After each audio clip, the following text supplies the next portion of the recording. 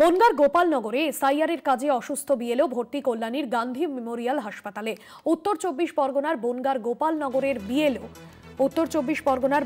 গোপালনগরের BLO তিনি, এবং ইতিমধ্যেই তার অসুস্থ হওয়ার খবর সামনে আসছে।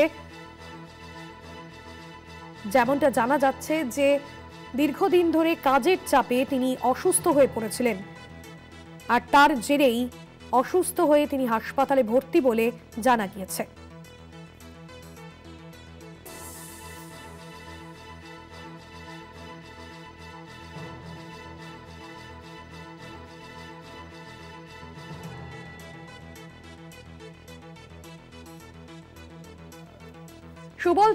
সুবল রয়েছেন আমাদের প্রতিনিধি ফোন লাইনে। সুবল, বিএলও আবারও কাজের চাপে অসুস্থ হয়ে পড়েছেন, তার শারীরিক অবস্থা কি জানা যাচ্ছে?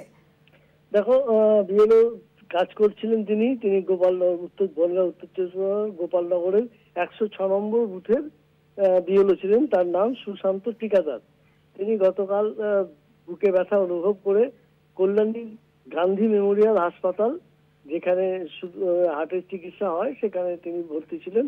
তার সমস্ত পরীক্ষা নিরীক্ষার পর আজ তাকে ছেড়ে দেওয়া হবে। তিনি বলেন যে অতিরিক্ত চাপেই তার এই যে কাজের চাপ, তার জন্যই তিনি অসুস্থ হয়েছেন। তবে তিনি এখন সুস্থ, আজকেই তাকে ছেড়ে দেওয়া হবে। ভাস্বতী, ধন্যবাদ জানাবো সুবল।